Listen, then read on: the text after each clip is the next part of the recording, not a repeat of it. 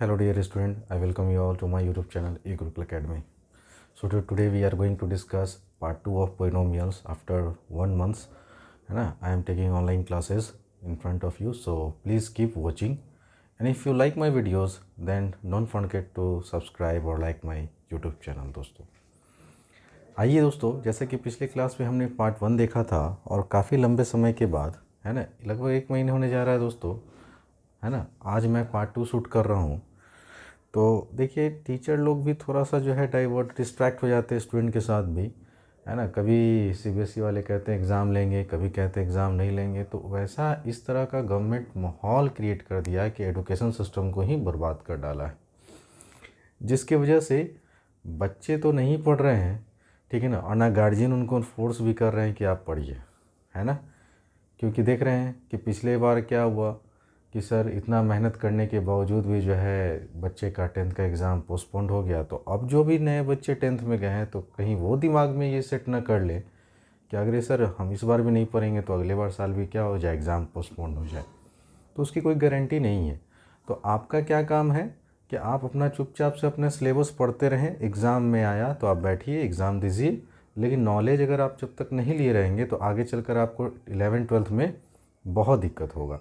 तो जो लड़के 10th में ढंग से नहीं पढ़े होंगे ना, वो 11th में जाके उनका बहुत ही हालत ख़राब होने वाला है. मैक्सिमम बच्चे का देखिए रिज़ल्ट जो होगा वो फेल्योर ज़्यादा होगा, पास कम होंगे आने वाले समय में. तो इसीलिए आप लोग बच्चे जो है घर पे बैठ के अपने से रिवीजन करिए. और जो पेरेंट्स मुझे अभी ऑनलाइन देख रहे हैं तो उनसे एक ही रिक्वेस्ट है कि आप कहें अपने बच्चों को कि हमसे जुड़े हुए रहें. और अगर आप रेगुलर बेसिस पे हमसे क्लासेस चाहते हैं तो आपको डायरेक्ट मैंने आपको कॉन्टैक्ट नंबर दे रखा है.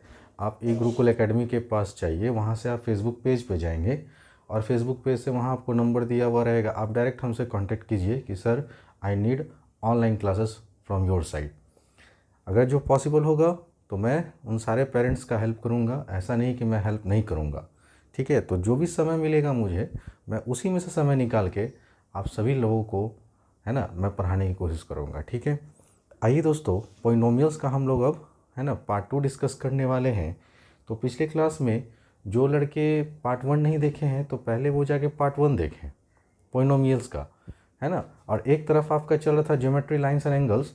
तो अगले क्लास में हम लोग एक बार ज्योमेट्री उधर से लेके चलेंगे और इधर से हम अलजेब्रा लेके चलेंगे.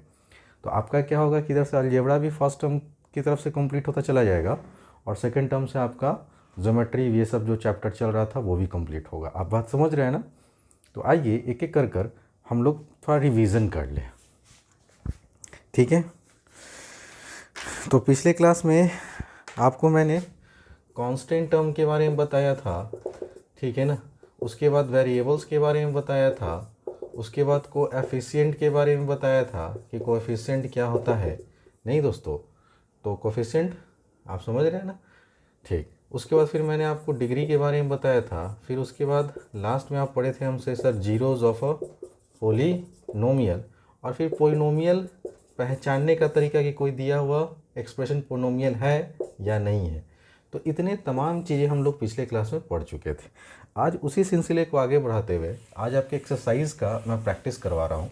तो आप ध्यान से देखिएगा और सारे एक्सरसाइज के क्वेश्चन मेरे पढ़ाने के बाद आप लोग खुद सेल्फ से एक बार ज़रूर ट्राई करेंगे.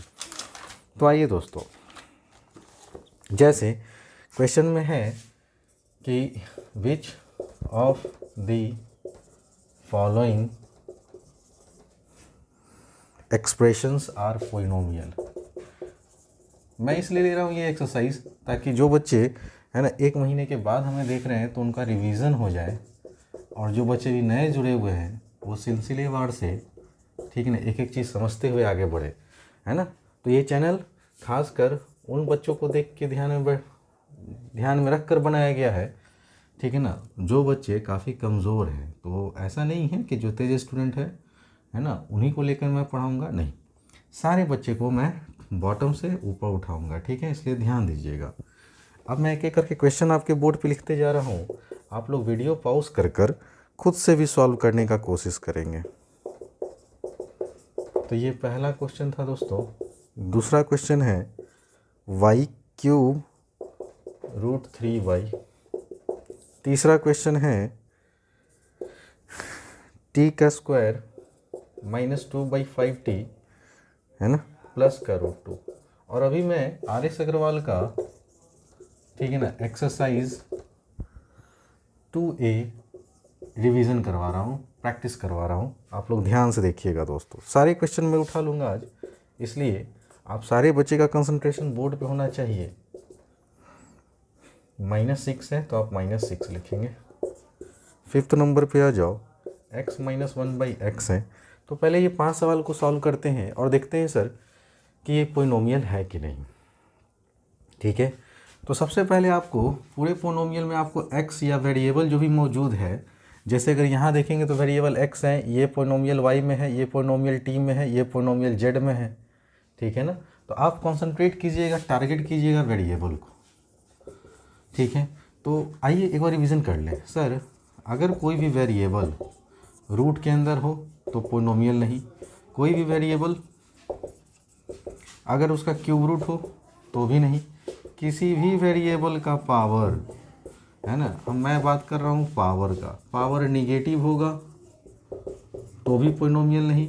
सर पावर अगर फ्रैक्शन होगा तो भी पोलिनोमियल नहीं।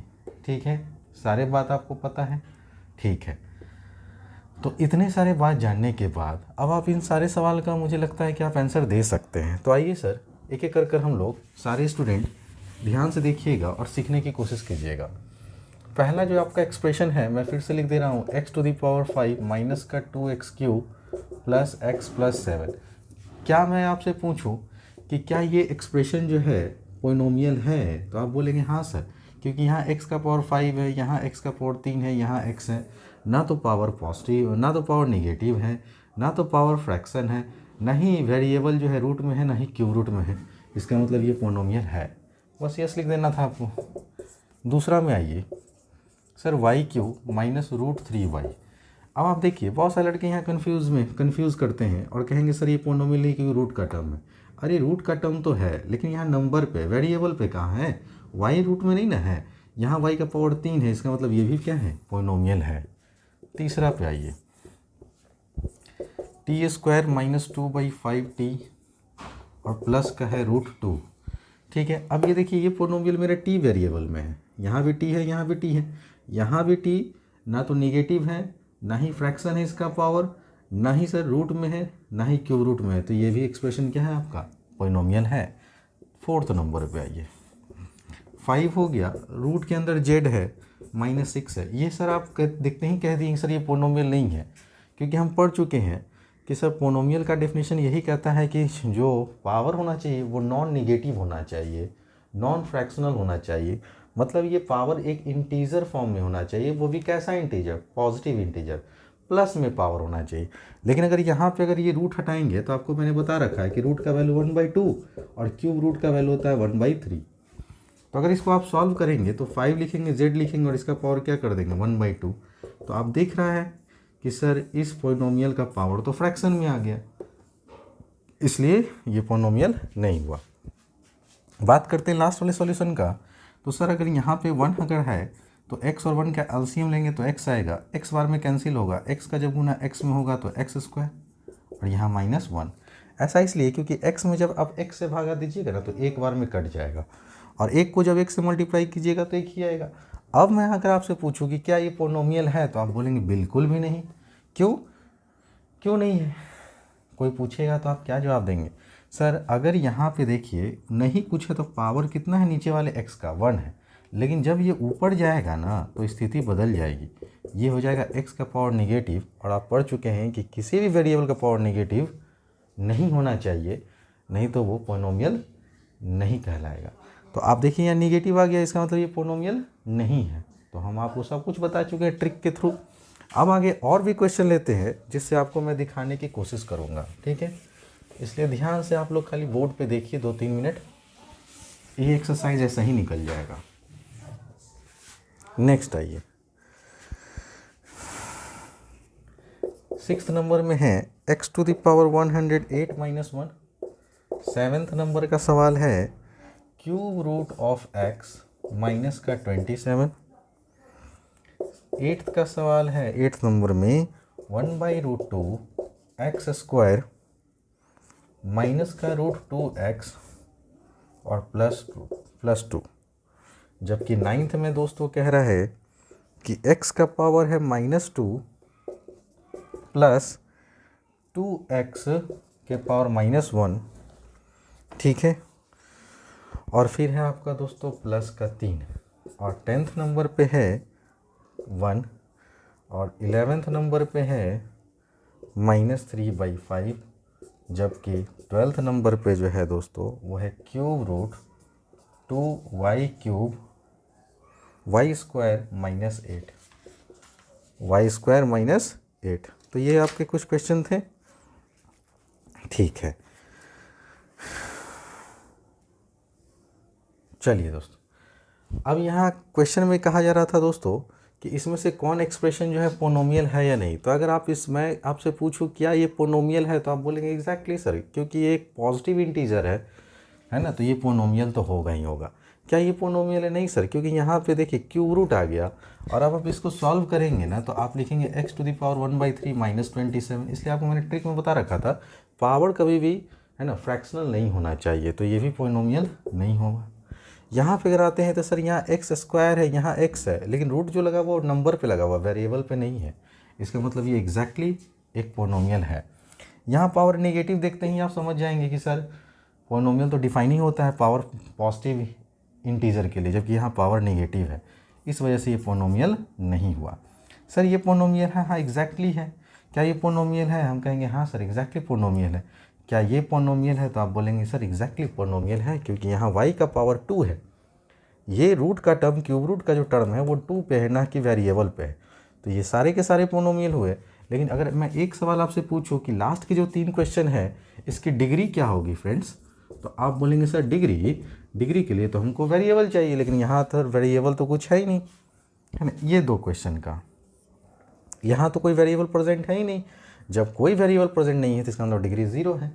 लेकिन अगर मैं यहाँ से अगर डिग्री की बात करूँ कि इस पोनोमियल की डिग्री क्या है, तो आप बोलेंगे sir maximum power on variable check कर लीजिए। तो यहाँ पे y का मैक्सिमम पावर कितना है? 2, तो डिग्री भी 2 हुआ, ठीक है। उम्मीद करता हूँ समझ में आ रहा होगा। अगर मैं इस क्वेश्चन में आपसे डिग्री पूछूँ तो x का मैक्सिमम पावर 2 है, जबकि यहाँ x का मैक्सिमम पावर 1 है। तो इस केस में अगर डिग्री कोई आपसे पूछे तो भी आप क्या बोलेंगे? 2 बोलेंगे। लेकिन इस क्वेश्चन में मैं अगर आपसे डिग्री पूछता तो आप बोलते सर वेरिएबल का मैक्सिमम पावर 108 है ना, तो इसका भी डिग्री 108 हो जाएगा। उम्मीद करता हूँ कि पहला जो आपका एक्सरसाइज 2A है RS अग्रवाल का, वहाँ से आपको ये 10-12 क्वेश्चन आपको मैंने डिस्कस किए, अच्छे से आपको समझ में आ रहा होगा। अब आइए सेकंड पार्ट को देखते हैं।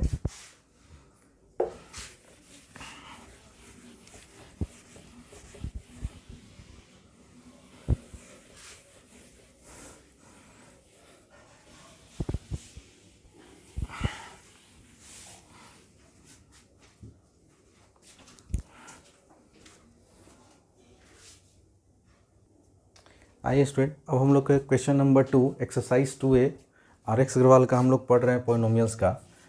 तो कॉन्सेप्ट के बेसिस पे अब आपको डिग्री पूछा जा रहा है कि right the degree of the following polynomials. तो आपके सामने ये 6 क्वेश्चन दिए गए हैं, इन सारे में आपको ये बताना है कि किस पोलिनोमियल का डिग्री क्या है। तो अगर आप ध्यान से देखें कि नंबर 1 की अगर हम बात करें सर, तो आपको डिग्री मतलब मैंने आपको बता रखा है ना, डिग्री होता है दोस्तों मैक्सिमम पावर ऑन वेरिएबल्स। तो you just have to show, है ना, see the maximum power, what is the maximum power of given variable, है ना। If the polynomials is in x variable, then try to locate the maximum power of variable x in the given expression. तो यहाँ पे आप देख रहे हैं कि एक ही x मौजूद है और इसका मैक्सिमम पावर 1 है, इसीलिए पहले वाले क्वेश्चन का आंसर का डिग्री हो जाएगा 1। जबकि यहाँ देख रहे हैं दोस्तों x का मैक्सिमम पावर 1 है, यहाँ 2 है और यहाँ x का मैक्सिमम पावर 3 है। तो मैक्सिमम पावर आपको देखना है, तो मैक्सिमम पावर कितना है सर? 3 है ना, तो इसलिए डिग्री कितना हो जाएगा? 3 हो जाएगा, ठीक है दोस्तों। इस क्वेश्चन में मैं अगर आपसे डिग्री की बात बोलूँ तो यहाँ x का पावर 4 दिख रहा है, यहाँ x का पावर 1 दिख रहा है, यहाँ x का पावर 7 दिख रहा है, इसलिए डिग्री यहाँ 7 हो जाएगा। जबकि यहाँ x का मैक्सिमम पावर यहाँ पे 9 है पावर, यहाँ पे 5 है, जबकि यहाँ पे 10 है। तो मैक्सिमम पावर ऑन x कितना है? तो आप बोलेंगे 10 है, इसलिए इसकी भी डिग्री 10 होगी। अब इस क्वेश्चन में देखिए दोस्तों, एक ही जगह x है और उसका पावर कितना है? 2, तो इसका डिग्री भी कितना हो गया? 2। उम्मीद करता हूँ कि आपको सेकंड पार्ट में भी कोई दिक्कत नहीं हुआ होगा। अब हम लोग क्वेश्चन नंबर 3 को डिस्कस करेंगे, so please take your time. आइए स्टूडेंट, क्वेश्चन नंबर 3 कहता है exercise 2A from R S Agarwal, write the coefficient of. अब यहाँ पे कोएफिशिएंट की बात कर रहा है दोस्तों। तो देखिए मेरी बात को आप पहले ध्यान से समझिएगा और सुनिएगा। सर अगर आपको if you have to find out the coefficient of, है ना, गिवन, है ना, variable in given expression, then just, है ना, मार्क द गिवन पॉइंट। अगर आपसे कहा जा रहा है कि नहीं आपको एफिशिएंट निकालिए, तो जिस भी वेरिएबल का आपसे कोएफिशिएंट पूछा है, ठीक है ना, including sign, just take it, है ना, लिविंग द वेरिएबल टर्म्स। तो आपको क्या करना है दोस्तों, जिस वेरिएबल के बारे में पूछा गया उसका कोएफिशिएंट बताइए, आप उस वेरिएबल को आप छोड़ देंगे और उससे जो सटा हुआ नंबर जो भी रहेगा वो आप सारे ले लेंगे। मैं कहना क्या चाहता हूँ, आइए आप समझिए ध्यान से मेरी बातों को। सर यहाँ पे हमको कोएफिशिएंट निकालना है, लेकिन किसका निकालना है, किस चीज़ का पूछ रहा है, एक्स क्यूब का पूछ रहा है। तो आपका पूरा का पूरा ध्यान होना चाहिए एक्स क्यूब पे, इसके अलावा आपको दाएं बाएं कुछ नहीं देखना है। तो आपने एक्स क्यूब देखा, एक्स क्यूब देखा, ये रहा आपका एक्स क्यूब, ठीक है। अब इस एक्स क्यूब के बगल में सटा हुआ नंबर कौन है, including sign, just take it. तो एक्स क्यूब के बगल में जो साइन है वो -5 है, तो आपका कोएफिशिएंट पहले टर्म में कितना होगा, आप बोलेंगे सर -5। ये आपका आंसर लिख रहा हूँ दोस्तों, ठीक है। अब यहाँ कहा कि ठीक है कोएफिशिएंट लिखिए, लेकिन एक्स का लिखिए, इसमें लिखिए, इस पोनोमियल में। तो एक्स आप ढूंढिए कहाँ है, एक्स तो आपका ये टर्म है ना दोस्तों। तो एक्स के साथ जो भी सर सटा हुआ नंबर रहेगा साइड वाइज, आप उसको ले लें साइन के साथ। तो इसका साइन है -2√2, तो ये आपका आंसर हो गया। यहाँ देखिएगा सर एक्स स्क्वायर का कोएफिशिएंट पूछ रहा है इस एक्सप्रेशन में, तो एक्स स्क्वायर तो यहाँ दिख रहा है ना। अब इस एक्स स्क्वायर के साथ सटा हुआ नंबर जो है वो लिख लीजिए, चूँकि माइनस है ही नहीं, प्लस है, तो आंसर +5/3 होगा, ठीक है। यहाँ पूछा एक्स स्क्वायर का कोएफिशिएंट, लेकिन आप देख रहे हैं सर एक्सप्रेशन में तो कहीं एक्स स्क्वायर का टर्म है ही नहीं। जिस टर्म का आपको कोएफिशिएंट पूछा जा रहा है, if that term is not present in the given expression, then degree is always 0। तो डिग्री क्या होगा दोस्तों, ऑलवेज 0 होगा, क्योंकि यहाँ पे एक्स स्क्वायर का टर्म है ही नहीं। जब एक्स स्क्वायर का टर्म नहीं तो डिग्री 0 कर दीजिए। ये था आपका क्वेश्चन नंबर 3। उम्मीद करता हूँ कि आपको ये भी एक्सरसाइज, जो मैं सारे क्वेश्चन डिस्कस कर रहा हूँ हर टाइप का, आपका एक तरह से रिवीजन हो रहा है। मैं आपको तैयार कर रहा हूँ अगले लेक्चर के लिए। आप बात समझ रहे हैं ना। So please take your time. आइए फ्रेंड्स, नेक्स्ट क्वेश्चन देखते हैं, जो कि 4th में 3 पार्ट है, सब पार्ट है। पहला पार्ट में आपसे पूछा जा रहा है give an example of a binomial. तो आप हमसे पढ़े होंगे, तो वहाँ मैंने क्लासिफिकेशन ऑफ पोलिनोमियल के बारे में आपको सारा कुछ बताया था कि पोलिनोमियल जो होता है वो उसका क्लासिफिकेशन स्टार्ट होता है मोनोमियल। मोनो मतलब एक, मियल मतलब टर्म्स। तो जिसके नंबर ऑफ टर्म्स 1 होंगे उसको मोनोमियल कहते हैं फ्रेंड्स। बाइनोमियल में नंबर ऑफ टर्म्स 2 होने चाहिए, ट्राइनोमियल में नंबर ऑफ टर्म्स 3 होने चाहिए, ठीक है ना। और बाइनोमियल को हम लोग क्वाड्रेटिक भी कहते हैं, क्योंकि वहाँ पर भी डिग्री 2 होगा और बाइनोमियल में भी। बाइनोमियल मतलब टर्म्स 2 होने चाहिए, लेकिन अगर आपका क्वाड्रेटिक आता है तो क्वाड्रेटिक आगे चल के पढ़ेंगे, जहाँ पे डिग्री आप जानते हैं कि 2 होता है। तो अभी फ़िलहाल के लिए जानिए, पहला आपका हो गया मोनोमियल, दूसरा बाइनोमियल 2 टर्म्स, ट्राइनोमियल 3 टर्म्स। अब आप कोई भी वेरिएबल ले लें, ज़रूरी नहीं है कि आपके जो एग्जाम्पल में जो आंसर दिए हुए आप वही लिखिए, आप कुछ भी लिख सकते हैं। हमको बोला गया पहला क्वेश्चन में क्या चाहिए, बाइनोमियल टर्म लिखना है, तो कोई भी 2 टर्म आप ऐड करके लिख लीजिए, ठीक है ना। जैसे हमने लिखा 2x + का 4, और यहाँ बोला गया कि बाइनोमियल तो लिखना है, तो 2 टर्म तो हो ही गया, लेकिन उसकी डिग्री कितनी रखनी है, 27। तो x का पावर 27 कर दे। किसी लड़का को ये अच्छा नहीं लगता, मत लिखो। आप लिखिए यहाँ पे सर x का पावर 27 + 1 लिखिए, x का पावर 27 - 1 लिखिए, x का पावर 27 + 3x लिखिए। ये सारे के सारे एग्जाम्पल हैं आपके बाइनोमियल टर्म्स हैविंग डिग्री 27। अब आपसे पूछा गया sir give an example of a monomial. Sir single term लिखना है, इसका मतलब कोई एडिशन सब्ट्रैक्शन नहीं कीजिए, आप सिंपली x कर लिख सकते हैं, x के power 16, this is monomial having degree 16। कोई लड़का बोलेगा सर y के पावर 16, हाँ लिखो। कोई कहेगा z के पावर 16, लिखो ना, क्या दिक्कत है। एक ही टर्म होना चाहिए। 2x के पावर 16, ये भी एक बाइनोमियल है, माइनस लगा दोगे तो भी कोई फ़र्क नहीं पड़ेगा। आप बात समझ रहे हैं ना। तो आप कुछ भी इसका आंसर लिख सकते हैं, ये भी लिख सकते हैं, ये भी लिख सकते हैं, ये भी लिख सकते हैं। उम्मीद करता हूँ दोस्तों समझ में आ गया होगा। अब कह रहा है sir give an example of a trinomial जिसकी डिग्री कितनी होनी चाहिए, 3। तो 3 टर्म लिखो, पहले अपने मन से लिख लो ना, 2x³ प्लस का 3x माइनस का 4। देखो तो इसमें डिग्री कितना है, 3 है। ये है x, यहाँ पर भी है x, आपको डिग्री 3 चाहिए। तो हमने क्या किया, मैक्सिमम पावर x का 3 कर दिए, हो गया आंसर। कोई कहेगा नहीं सर हम ये नहीं लिखेंगे, हमको अच्छा नहीं लग रहा है, तो भाई आप ऐसे करके भी लिख सकते हैं, है ना। 3 है ना, 3y प्लस का 5, ये भी हो गया। तो जो आपको लिखना है लिखिए। अरे वो बस आपसे करेंगे आप 3 टर्म जोड़ के या सब्ट्रैक्ट करके लिखो, लेकिन उसकी डिग्री कितनी होनी चाहिए, मैक्सिमम पावर। तो मैक्सिमम डिग्री y के यहाँ 1 है, यहाँ y का 3 है, तो डिग्री 3 हुआ। तो आप ये भी एग्जाम्पल में लिख सकते हैं, या जिनको ये लिखने का मन करे आप ये भी लिख सकते हैं, लेकिन कोई एक ही एग्जाम्पल लिखेंगे। आप बात समझ रहे हैं ना फ्रेंड्स। तो इस तरह से आपने देखा कि सर हमने एक्सरसाइज 2A का 4th तक कंप्लीट कर रखा है। अब 5वां क्वेश्चन मैं आपके सामने लाऊंगा, so please take your time.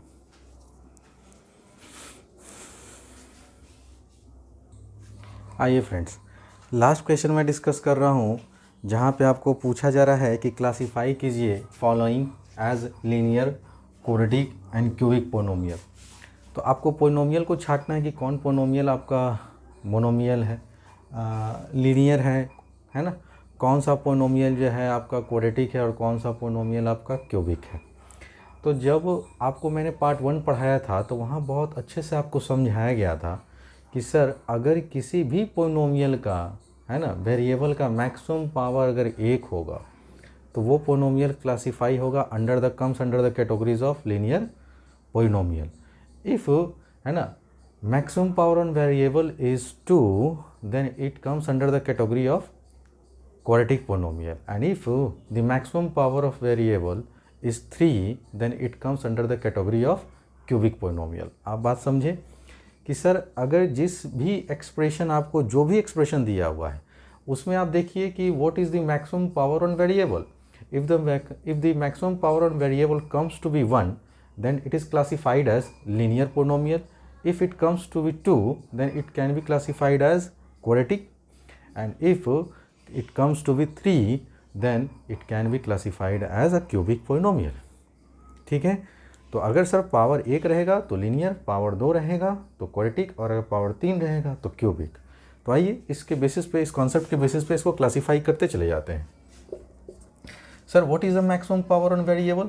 तो maximum power on variable is 2, it is quadratic polynomial. Sir यहाँ पे आइए, सर x का यहाँ मैक्सिमम पावर, x का पावर यहाँ 1 है और x का पावर 3 है। अरे मैक्सिमम पावर बोलो कितना है, तो मैक्सिमम पावर 3 है ना, तो 3 होने की वजह से ये क्यूबिक पॉलिनोमियल हुआ। यहाँ मैक्सिमम पावर 1 है, यहाँ मैक्सिमम पावर 2 है। अरे मैक्सिमम पावर 2 है ना, जब मैक्सिमम पावर 2 है तो ये भी क्वाड्रेटिक पॉलिनोमियल कहलाएगा। ठीक है दोस्तों। अच्छा सर यहाँ तो मैक्सिमम पावर 1 है, अगर 1 है तो लिखो लीनियर पॉलिनोमियल है ये, है ना। यहाँ भी देखो t का मैक्सिमम पावर क्या है, 1 है। अरे कुछ नहीं है तो 1 छुपा हुआ रहता है, तो कौन सा पॉलिनोमियल हो गया, लीनियर पॉलिनोमियल। सर यहाँ पे पावर देखिए तो p का पावर कितना है, 3 है, मैक्सिमम पावर तो 3 है, 3 होने की वजह से ये कहलाया क्यूबिक पॉलिनोमियल। तो इस तरह से आपने देखा कि सर पलक झपकते अगर एक बार अगर आपको कॉन्सेप्ट मिल गया है ना, तो आप क्वेश्चन को मात्र 10 से 15 मिनट के अंदर आप पूरा का पूरा 5 क्वेश्चन आप बना सकते थे। ठीक है ना। तो जो लड़के नहीं बना पाए थे तो अब उनको मैंने सारे क्वेश्चन डिस्कस कर रखे हैं। मैं पहले आपको RX अग्रवाल कंप्लीट करवा दूंगा, उसके बाद फिर जब पोनोमियल ख़त्म हो जाएगा RX अग्रवाल से तो फिर मैं बारी बारी आपके NCERT के भी क्वेश्चन को उठाना शुरू करूंगा। ठीक है। इसलिए आप लोग घबराएं नहीं कि सर NCERT से पढ़ना है, सर हमको RD शर्मा से पढ़ना है। आप कॉन्सेप्ट पढ़िए, जस्ट फोकस ऑन कॉन्सेप्ट। ठीक है ना। दुनिया में तो बहुत सारी किताब है, ठीक है ना। टीचर जब कॉन्सेप्ट पढ़ा देना तो उसके बाद आप उठाइए और किताब को रगड़ना शुरू करो। ठीक है ना। समझ में आया। और जिन लड़कों को, ये लड़कियों को ज़्यादा तकलीफ़ होता है क्वेश्चन को सॉल्व करने में और चाहते हैं कि सर हमसे रेगुलर क्लासेस लें, तो आप ऑनलाइन क्लासेस के लिए हमसे कांटेक्ट कर सकते हैं। ठीक है, बात समझ रहे हैं ना। तो आप जाइएगा ई गुरुकुल एकेडमी पे, वहाँ फेसबुक पेज होगा, उस फेसबुक पेज से आप डाइवर्ट हो जाएंगे ऑटोमेटिकली मेरे फेसबुक पेज पे, जहाँ पे आप, ठीक है ना, ई गुरुकुल एकेडमी से आप वहाँ से नंबर निकाल सकते हैं। या जो भी मेरे प्रीवियस वीडियोज़ हैं जैसे क्लास 10th के, क्लास 9th के स्टार्टिंग के जो वीडियोज़ हैं, तो वहाँ पे भी नंबर फ्लैश होते रहता है दोस्तों, ठीक है ना। तो जो भी क्वेरी होगा आप क्वेश्चन पूछ सकते हैं। इनफैक्ट ठीक है ना, अगर वीडियोस देखो दोस्तों, वीडियोस तो तुम लोग को लाइक करना ही चाहिए, क्योंकि उसमें बहुत मेहनत लगता है, आप देख ही रहे हैं, ठीक है ना। एक तो गर्मी ऐसे ही है, ऊपर से इतने सारे लाइट का जो है ना, रेडिएशन आता है, जिसके कारण और भी गर्मी लगता है दोस्तों। तो मेहनत लगता है, तो मेहनत को अप्रिशिएट कीजिए। बस आप लोग प्यारा सा कमेंट कीजिए कि हाँ सर बहुत अच्छा लगा, खुद से करिए, जो मन में आता है वो करिए, ठीक है ना। लेकिन अच्छी कमेंट कीजिएगा दोस्तों। उम्मीद करूँगा है ना कि आप लोग को आज मैंने जो डिस्कस किया है वो आपको बहुत अच्छे से समझ में आ गया होगा। अगर जिन लड़कों को अभी भी नहीं समझ में आया तो वो पार्ट 1 देखिए, उसके बाद पार्ट 2 देखिए। 2-3 बार वीडियोस को दोस्तों प्ले कर कर देखते रहो, ठीक है ना। सीख जाओगे, मैं खुद कह रहा हूँ सीख जाओगे, ठीक है। चलो, तो अगले क्लास में हम लोग इसके आगे की बात करेंगे। तब तक के लिए बने रहिए दोस्तों ई गुरुकुल एकेडमी पे। Thanks for watching friends.